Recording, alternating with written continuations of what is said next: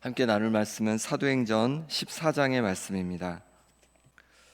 오늘도 하나님께서 우리에게 은혜 주시길 원합니다.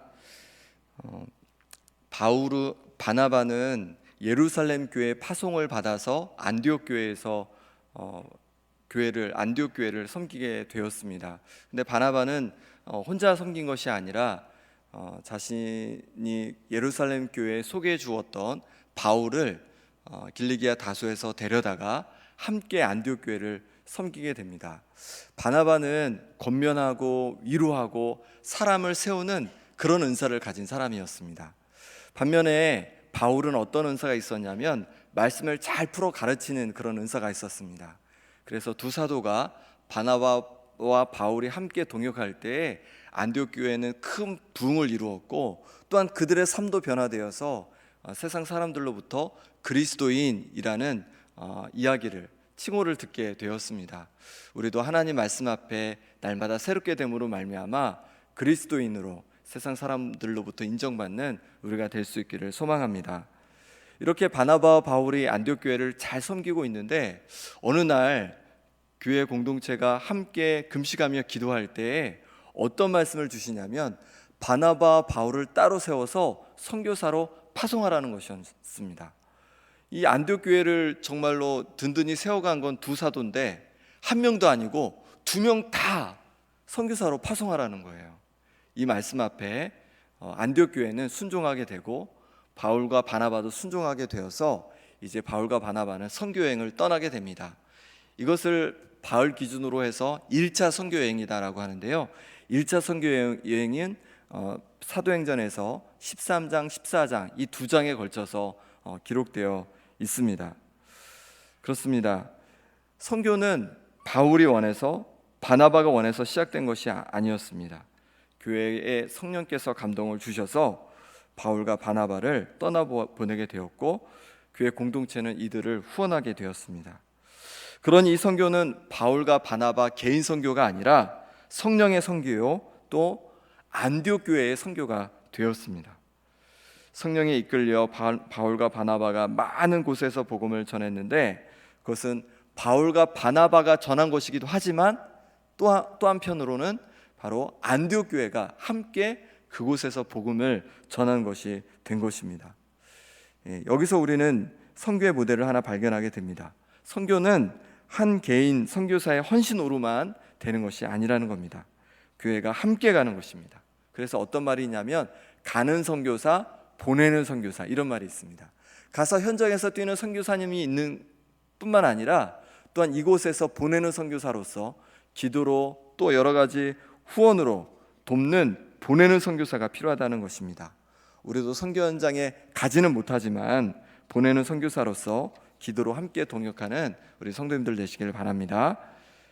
안디옥 교회의 파송을 받은 바울 일행은요, 이제 구브로 섬, 바나바의 고향이기도 한 구브로 섬에서 복음을 전하고, 그 다음에 터키 그 남쪽 해안가를부터 시작해서 중앙 내륙 쪽으로 올라가면서 이제 복음을 전하기 시작합니다. 13장에서는 주로 어디에서 복음을 전하냐면 비시디아 안디옥, 그러니까 파송을 받았던 곳은 시리아 안디옥이고 여긴 다른 안디옥입니다. 이 비시디아 안디옥에서 복음을 전했습니다. 하지만 복음을 전하다가 그곳에서 박해를 받게 되고 결국 14장에서 이고니온, 루스드라, 더베 이런 곳에서 이제 복음을 전하기 시작합니다. 바울과 바나바는 이고니온에서 복음을 전하게 되는데 주로 유대인의 회당에서 복음을 전했습니다. 그때 유대와 헬라의 허다한 무리가, 많은 무리가 복음을 받아들이고 예수님을 믿었습니다. 유대인, 이방인 가리지 않고 복음을 받아들였습니다.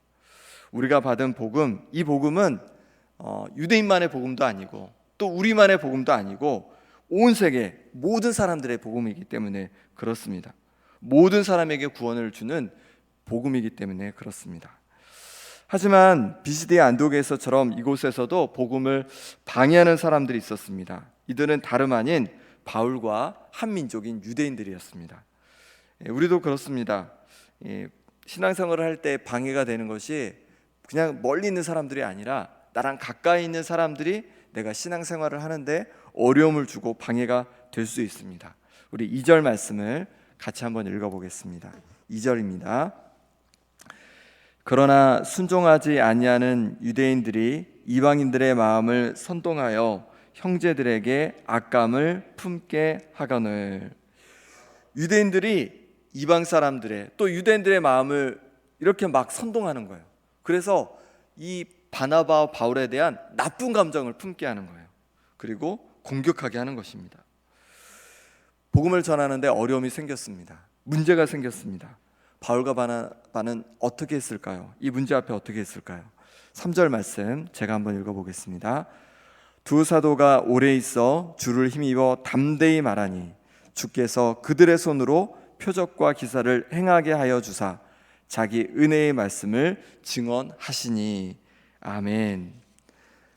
두 사도는 그 문제를 회피하지 않고 그곳에 오히려 오래 머물면서 담대히 복음을 전했습니다. 방해가 있다고 낙심하지 않고 열심히 복음을 더 전했습니다. 우리도 그렇습니다. 코로나로 인해서 모이는 것이 어렵습니다. 뿐만 아니라 교회가 또한 여러 비난도 많이 받고 좋지 않은 평가도 받았습니다. 그럼에도 불구하고 우리가 가야 할 길은 담대히 복음을 전하고 담대히 주님의 길을 걸어가야 하는 것인 줄 믿습니다. 어떤 문제 앞에서도 복음이 맡겨서는 안 되기 때문에 그렇습니다. 우리의 믿음의 선조들, 그 앞에 수없이 많은 어려움들이 있었습니다. 핍박에 극심하여서 많은 성도들이 순교를 당한 적도 있고 그리스도인이라는 이유만으로 정말 어려움을 많이 겪은 그런 분들이 많이 있습니다. 그럼에도 불구하고 복음을 전하였고 때로 죽음을 무릅쓰고 세계 곳곳에 나아가서 배를 타고 또 걸어서 담대히 복음을 증거했습니다. 우리나라에도 수많은 선교사님들이 오셔서 고난 중에도 정말로 헌신하며 복음을 전했고 우리의 믿음의 선배들도 여러 가지 어려운 환경 속에서 여건 속에서 헌신하며 복음을 전하고 교회를 세워갔습니다. 우리에게서 이 복음이 멈추어지는 일이 일어나면 안 되겠습니다. 아무리 어려워도 담대히 복음을 전하고 주님의 교회를 세워가야 할 것입니다. 어떻게 그렇게 할 수 있을까요? 두 사도가 방해와 어려움 중에도 담대히 복음을 전할 수 있었던 것은 무엇 때문일까요? 3절을 다시 보면요, 3절을 다시 한번 같이 읽어보겠습니다. 두 사도가 오래 있어 주를 힘입어 담대히 말하니 주께서 그들의 손으로 표적과 기사를 행하게 하여 주사 자기 은혜의 말씀을 증언하시니. 아멘. 두 사도가 바로 주님을 힘입었기 때문입니다. 주님께서 주시는 힘과 능력과 위로로 말미암아서 담대히 복음을 증거할 수 있었던 것입니다. 그렇게 주님을 힘입어 담대히 복음을 전할 때 또한 표적과 기사를 사도들의 손을 통해서 보여주셨습니다. 그로 인해서 복음이 더 많이 증거되게 되었습니다. 이 표적과 기사는 어떤 의미냐면 하나님께서 스스로 은혜의 증거의 말씀, 복음이 참된 것을 증언하시는 겁니다. 표적과 기사를 통해서 하나님께서 그 복음을 증언하는 것이죠. 우리가 복음을 여전히 사랑하고 담대히 전할 수 있는 것도 바로 주님을 힘입을 때입니다. 주님께서 우리와 함께 하시기 때문에 그렇습니다. 또한 하나님께서 복음 전하는 것을 도우시기 때문입니다. 물론 코로나 상황이라서 찾아가서 복음을 전할 수는 없겠지만 그럼에도 불구하고 내 가까운 가족이나 이웃들에게 전화할 일이 있잖아요. 전화할 때 위로하고 격려하면서 또 복음을 함께 전할 수 있으면 좋겠습니다. 주님을 함께 자랑할 수 있으면 좋겠습니다. 바울과 바나바는 이고니온에서 복음을 전하다가 유대인들이 선동하고 요란케 하여서 두 사도를 모욕하고 돌로 치려고 달려들었습니다. 바울과 바나바는 그로 인해서 그 다음 성읍인 루스드라로 향하게 되었습니다. 루스드라에 이르러서는 발을 쓰지 못하는 한 사람을 만나게 됩니다. 8절 9절 말씀을 제가 한번 읽어보겠습니다. 루스드라에 발을 쓰지 못하는 한 사람이 앉아 있는데 나면서 걷지 못하게 되어 걸어본 적이 없는 자라. 바울이 말하는 것을 듣거늘 바울이 주목하여 구원받을 만한 믿음이 그에게 있는 것을 보고. 아멘. 나면서부터 걷지 못하게 되어 걸어본 적이 없는 사람이었습니다. 그런데 그 사람이 바울이 복음을 전할 때 그 복음의 말씀에 아주 주의 깊게 집중하여서 믿음으로 마음을 다해 그것을 받아들이는 겁니다. 바울이 그것을 보고 이 사람은 구원받을 만한 믿음이 있구나 생각하여서 그 사람에게 뭐라고 하시냐면 다가가서 내 발로 바로 일어서라 라고 외칩니다. 그러니 그 사람이 일어나 걷게 되었습니다. 이처럼 복음을 전할 때 하나님의 역사가 함께 일어났습니다. 하나님께서 기뻐하시고 하나님께서 원하시는 것이기에 하나님께서 놀라운 역사를 함께 일으켜 주셨습니다. 우리도 마찬가지입니다. 복음을 위해 헌신하고 수고할 때 하나님께서 놀라운 기적으로 우리와 함께 하실 줄 믿습니다. 문제 앞에 고민하지 말고 문제 앞에 묶여 사는 것이 아니라 오히려 복음을 위한 인생, 주님을 위한 인생을 살아가시기 바랍니다. 그럴 때 하나님께서 나도 모르게 어느새 그 문제를 잠잠케 하시고 해결해 가시는 은혜를 누리게 될 줄 믿습니다. 그런데 이렇게 나면서부터 묶었던 자가 걷게 되자 무리는 복음을 받아들이는 것이 아니라 엉뚱한 행동을 하기 시작합니다. 11절, 12절 말씀을 같이 한번 읽어보겠습니다. 무리가 바울이 한 일을 보고 르가오니아 방언으로 소리질러 이르되 신들이 사람의 형상으로 우리 가운데 내려오셨다 하여 바나바는 제우스라 하고 바울은 그 중에 말하는 자이므로 헤르메스라 하더라.